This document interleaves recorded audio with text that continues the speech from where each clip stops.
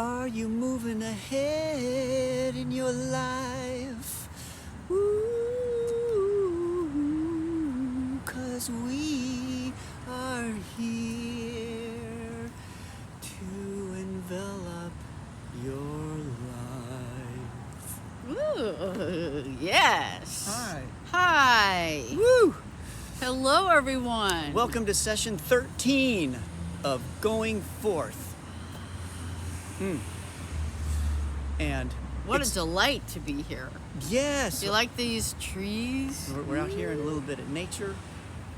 Oh, thank you.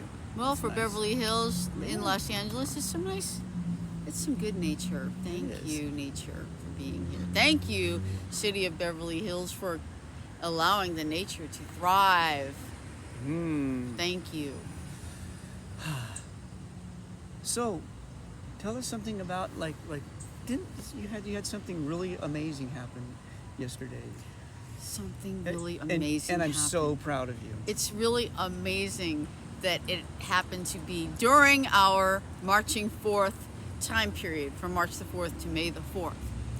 I was on my first panel for the Global Peace.org Foundation, as well as the United Nations USA Long Beach chapter, put on a women's empowerment event on Women's Empowerment Day, which is March 15th. And I was on a panel with some very distinguished PhDs, doctors, people who are bringing water to different corners of the earth, people who are going in and giving medical treatment to communities that are in dire need of it, bank vice presidents, and there's Sharon G Inspires, representing the inspiration realm, the creative realm, how a performer is coping with and transcending and thriving in this world, in this economy, in this planet where women need their own month to be recognized. And oh my gosh, it was really, I'm honored to have been there. I met some lovely people. How do you think it was possible? Because you're brilliant. No.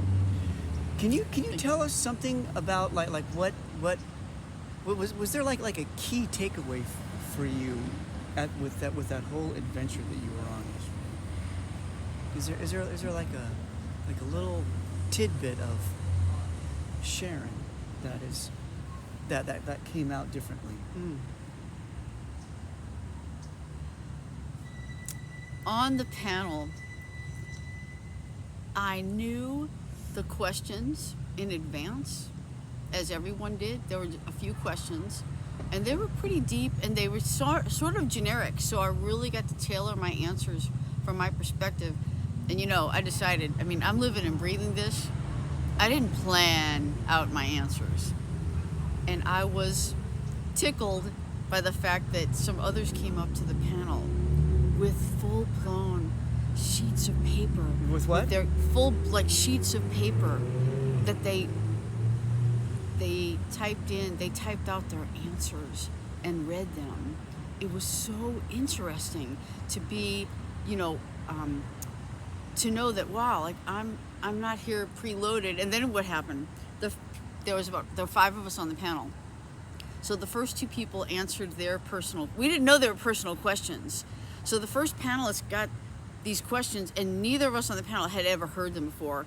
So we realized, and we're like, but I'm like, okay, I'm going to deal with this because I'm going to be spontaneous in the moment. But others were like, that question wasn't on my, was that on your list? And it's like, no. And I'm like, I think we must each have different questions. But it was unclear. But it was so just to know that I'm going on the fly, and hey, what if they give me someone else's questions? I don't know. There's this whole thing going on. But the idea that any question, I felt in total command that I was bringing in a perspective that at first seemed like there was, I was in a sea of other perspectives. That's how it felt at first. By the round 1 of questions, it's like, oh, I'm kind of like the one who's representing the art side, creative side. Well, I'm telling you, by question number 3 for everyone and 4, the panel was unified Like, I mean, people's answers started to sound more common than different. So it just, woo, it just opened up so many possibilities for global peace, for understanding, mutual understanding among people. And really, the personal for me was that it was confirmation that I'm on the right path, because I really felt so integrated. I felt so appreciated. After leaving the stage, people came up to me and said, you know, I loved the energy that you brought. Someone said, I wish my daughter was here, because if I tell her some of the things that you said, she wouldn't really like respond or take it seriously. But she said, if she could hear you speak like that, like, you know, it would get to her. I was like, Wow. it was wow. That's powerful. It was really, it was a beautiful, you know, I couldn't have planned that was going to happen like that. And it was different cultures represented.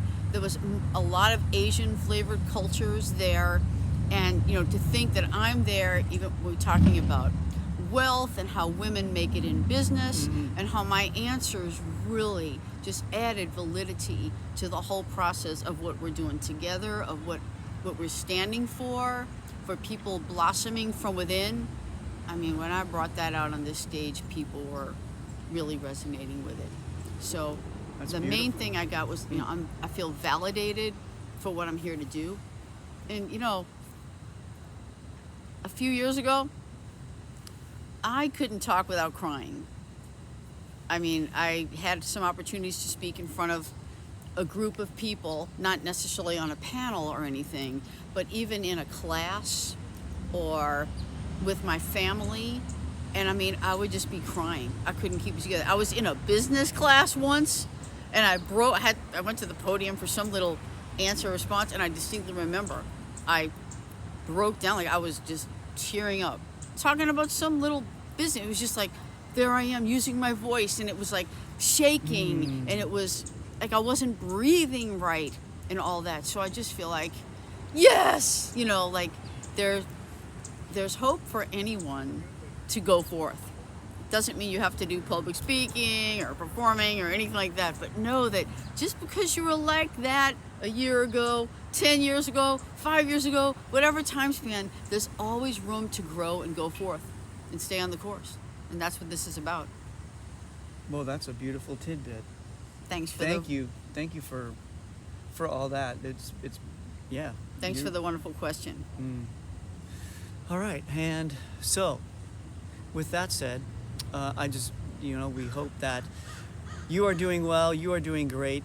Go out and conquer your world. Yes. And we will see you on the next episode of Marching Forth. Thank you, wondrous ones. Thank you.